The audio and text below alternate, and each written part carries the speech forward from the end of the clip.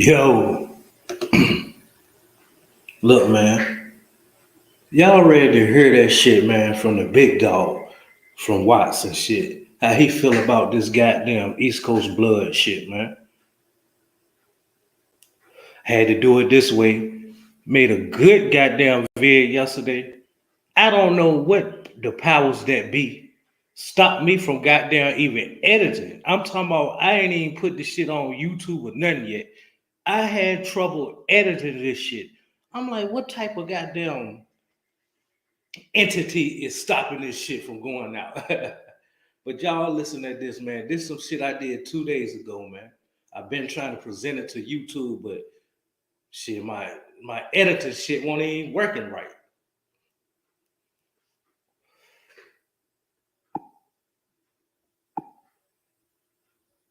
We're gonna get into OG Mac, man. This is a little piggyback off the content I did yesterday. OG Mac is the dude that started the fraudulent shit on the East Coast, the East Coast Bloods and shit. Excuse me. Y'all listen to the get down of what they speak on when they talk about OG Mac and stuff. And then we wanna gonna be pausing it a little bit and be breaking down a little bit of stuff that y'all come across in here. City that's actually a giant jail. The island has 9 to 10 jails on it, and it has some of the most violent criminals from New York City. I'm talking about robbery, rape, murder, arson, lots of gang activity as well. I mean, it's a self-contained prison city. It's surrounded by razor wire and water. It's like a modern Alcatraz, although a larger version. Now, OG Mac made a new identity while he was incarcerated in Rikers Island. Omar Porti was his real name. Now, he was a career criminal most of his life, and he was known to be brutal yet charismatic. His people loved him. He saw his fellow African Americans as being victimized in prison by the other gangs. See, the Latin Kings controlled the prison. The Latin Kings claim to be the oldest and largest Latino street gang in the world. There's different ones like the Trinitarios, that's a Dominican gang, and the Nietas, who are a Puerto Rican gang. They said Nietas was accepting anybody, so you had goddamn blacks, Latinos, and gays. Honestly, they was like it was known gays in the Nietas and shit. But out of all the Hispanic gangs, the Latin Kings can be found in more than 150 cities. Omar Porti, he founded the United Blood Nation in 1993. And we want to stop it right there. Y'all heard what it said. He founded the UBN in 1993. UBN started and originated in California on penal facilities in California before the 90s. So like I was telling y'all yesterday how OG Mac supposedly had read a book from a Crip OG in California. Y'all can see like how he took shit from over there and brought it over here and try to form and start something to make it look like he got ties over the way. UBN stands for United Blood Nation, and that shit started in California penal system, prison system. He wanted to take on the Latin Kings in prison is part of the reason why he founded the United Blood Nation. Now, blood means togetherness and unity. And this is what I always try to figure out and shit too. Like he been out and he got back incarcerated. Now he's serving federal time. And he was serving 50 some years. I don't know how much time he did so far, but what type of scrutiny, what type of flack did he get when he was in the federal system? Because when you're in the federal system now, you are not locked up with people in your state. You locked up with people from numerous other states and shit, right? So I'm trying to figure out that he bumped shoulders or run into one of the real bloods and shit in California. And did they ever get at him, or why haven't OG Max spoke from behind the wall and shit? Now we done heard Larry Who, we done heard from people that we can't get to. Well, the media can't get to like that. And I also want to hear from Pistol Pete as well.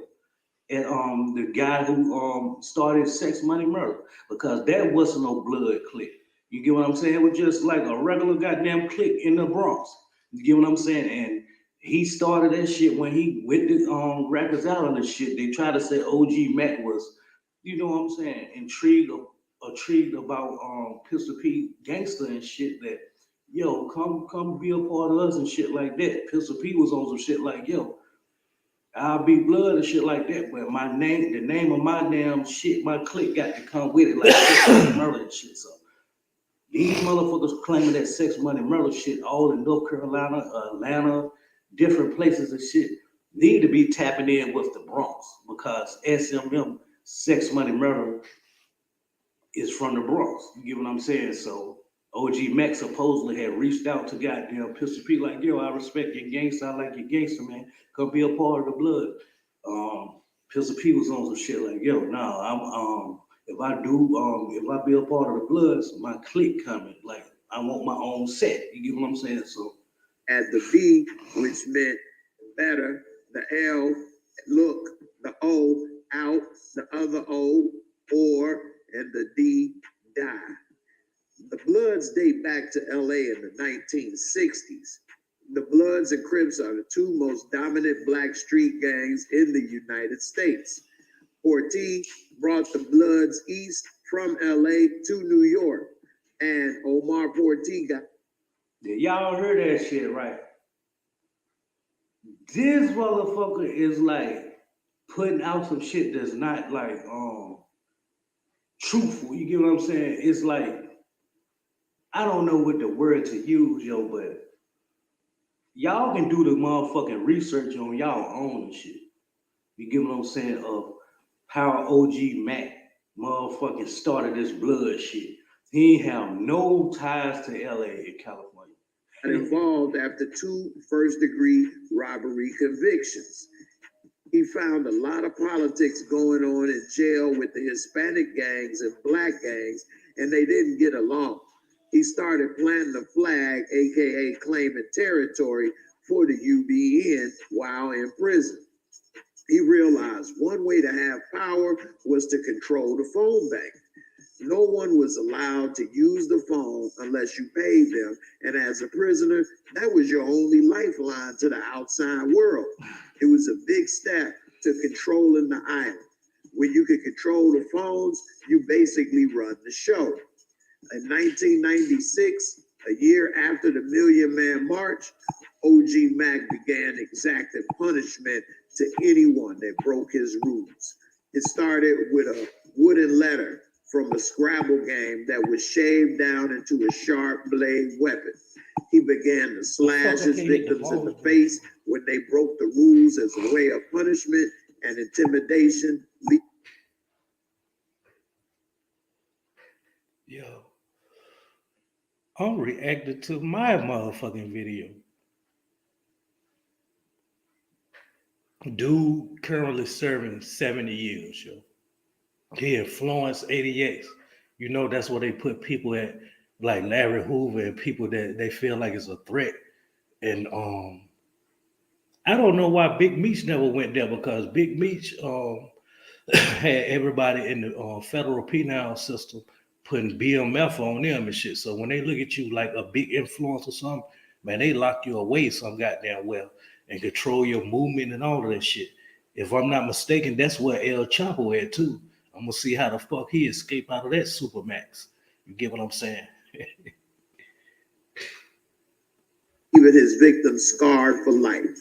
The wounds were so bad, they got the nickname Buck 50 because it usually took around 150 stitches to treat the wounds.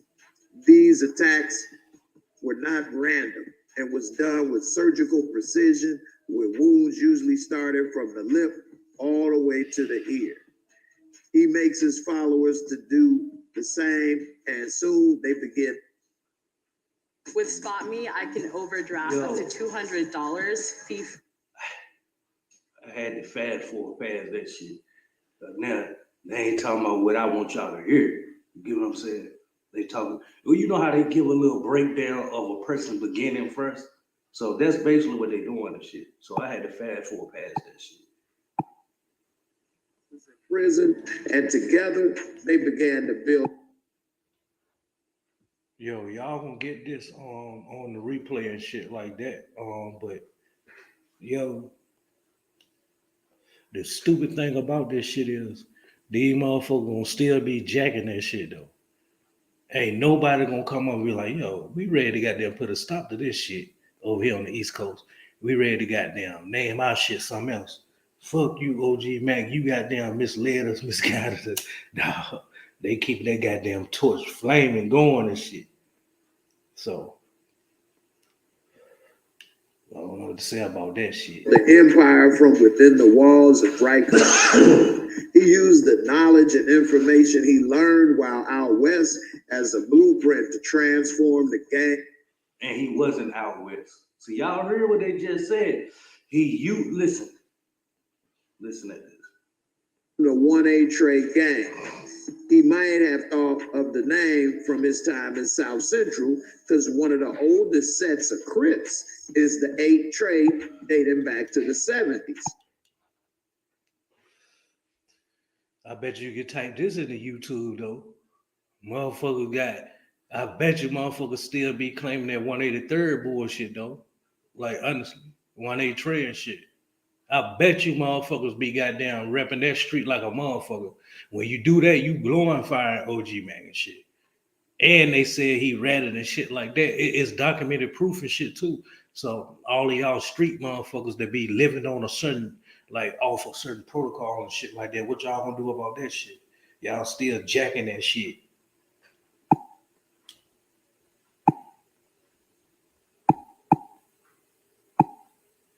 I hate doing this shit. Had to do it this way though because for some reason that shit wouldn't let me edit that shit. And the people said that he ain't touch over there. He ain't have no ties. He ain't have no family, friends, or folks, or none of that shit. West, you're born into a gang based on where you live and your parents.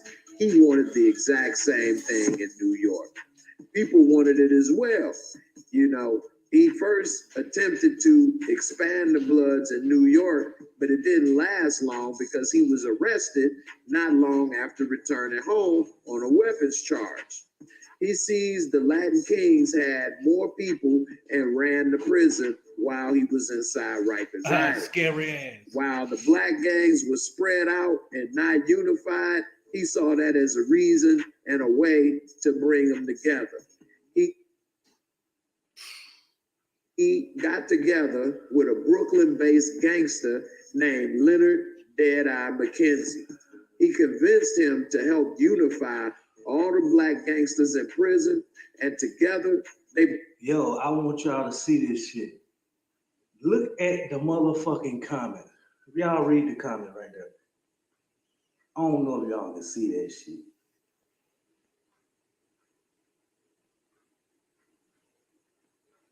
I'm gonna read it out. I wish y'all stop saying he found something. Say he lied. He didn't find anything on East Coast. He lied to the New York.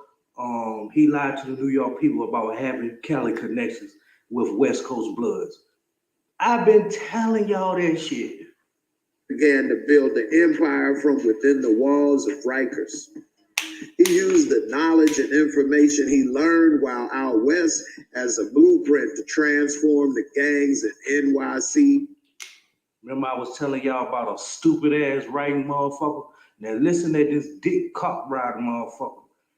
A slob, East Coast slob. Listen, I ain't gonna even say slob because they're not Bloods over here. All right. He a founder of something that will live forever and be loved by a few, hated by many, respected by all. Now look at how he wrote it. Respected. Y'all see that? That K. Y'all see? Let me see. Y'all see right here? It's supposed to be a C right there. Supposed to be a C right there. Y'all see a K? To Bloods. See, in 1988, Omar Porti was a 19-year-old from the Bronx facing first-degree robbery charges. Ironically, during the same time, a movie came out that would eventually represent his life called Colors. It was about the Bloods and Crips in LA. After his prison stint, he went to LA and began to live the actual life himself. So that's enough of this bullshit. Y'all wait for the next segment. You ready to get real? Couldn't do the interview based on his circumstances of being locked up. So they called me. And they said, man, the only person that, besides him that can shed light on that, because he was the opposite of what that was. So that's why he definitely could have shed light on it, because he's a general in a whole nother world, the opposite of that. You feel me? So they called me. So when they called me, being the fact they called me. Y'all listen to Bounty Hunter, OG, Nino Cappuccino from the West Side. Listen up. Because they say, no, he's a G homie, and then he uncut. So it's definitely, he can speak on it from a political standpoint because of that. So when I spoke on it, I didn't go into depths about it as far as the organization itself, because it wasn't TV land business. So that's why I told a lot of niggas, so you niggas that took this shit, put it on this punk ass internet when you ain't no motherfucking gang in the first place. That's why I had to bust they bubble, nigga. UBN ain't no goddamn gang. It shouldn't have been no gang. Shouldn't have been titled in New York as no gang. In no streets in New York as no gang. Because there wasn't no fucking gang in the first place. It was a structured prison organization. Like everything else in prison. From Jamas to fucking Blue Notes to C Notes to goddamn everything else that was structured under paperwork had a structure, bro. Well, probably. You know what I'm saying? So they were not considered as gangs. When you was in a gang and you wanted to get out of gang or denounce your gang, you went to prison, then you either went two routes. You feel me? If you was a blood, you either went two routes. You either went the B route or you went the U route. If you was a Crip, you either went CCO or you was a Blue Note. CCO. He know it. He real shit. He's speaking on the Crip side too. But did y'all hear him say anything bad? CCO, y'all see me? That's what I meant. I was trying to do it before he even said it. Or Vanguard. These are structured prison organizations, not gangs. Structured based on the Black Panther myth. Feel me? The P. Huey Mugen and the Soledad Brothers myth.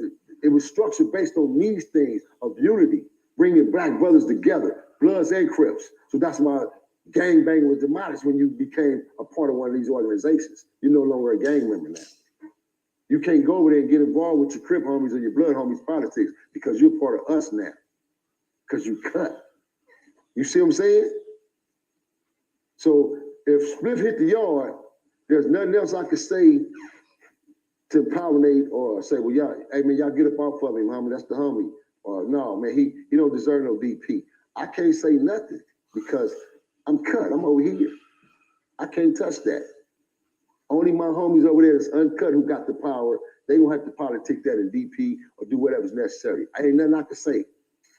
Well, you can, even though you uncut as a double OG, you can have little homies who are cut. Nope. But still, I don't got no business touching it. I ain't got no involvement with it. Right. I'm telling you, the way this shit is set up, bro, you can't go over there and say nothing because your crew gonna know. You gotta sell it, you gotta cut Sally. You ain't in the celly with an uncut nigga. You in the celly with a nigga that's a soldier like you. You feel me? So it's a difference. So again, homie, the origin of this was not established in NY, in Rikers Island, on the East Coast, none of that shit, ever, bro. Mac, OG Mac, who took a book and took sentiments out of Cody's book and took different shit because of the circumstances that New York was under during the time, man, and Rikers and on the streets and dealing with the Laricans, you feel me? They tried to establish something for themselves. So you can't really be mad at the dude overall for designing a protection method, basically. That's what he did.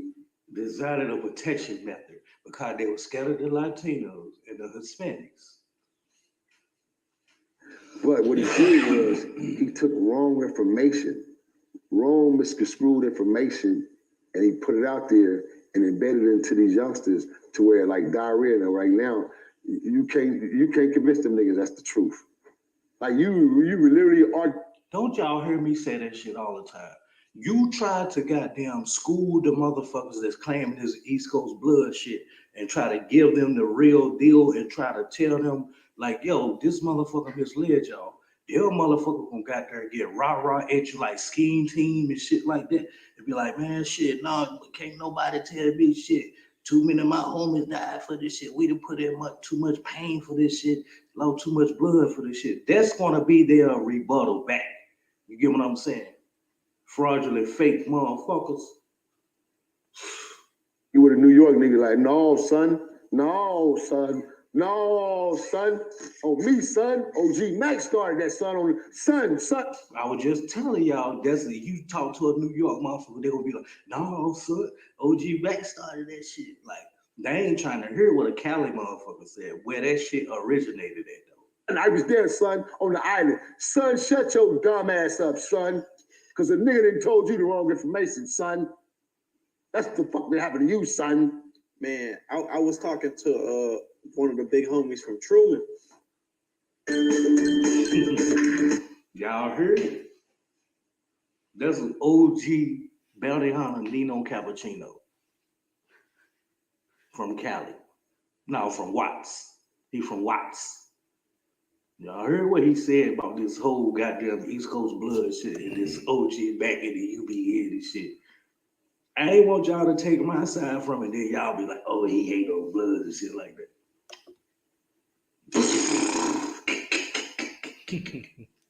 Yo, we're gonna get into old.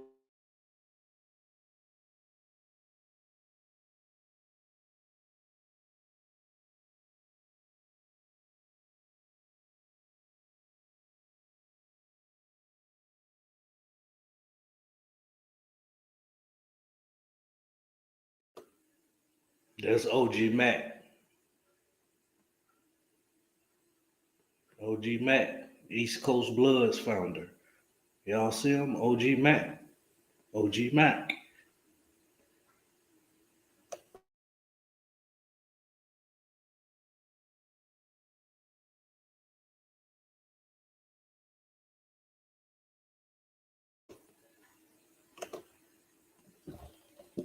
That's Monster Cody. That's Monster Cody. He the founder of damn. He the founder of the y'all can see that shit. Hold on.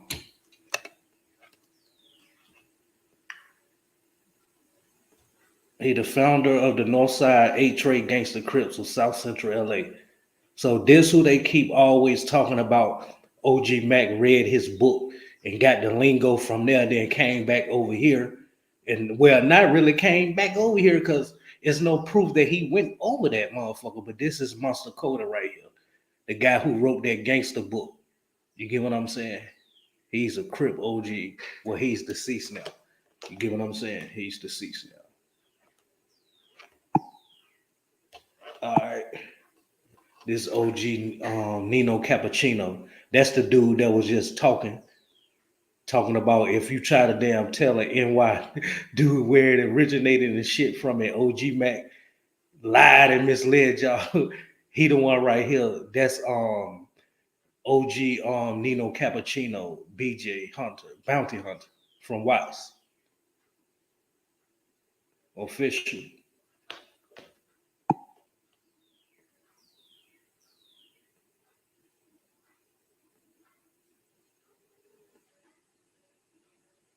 Yep, so that's it, man. Yep. 24 minutes in. Rougher fellas time, man. Put that North Carolina on my back. I told y'all, man. Share this shit.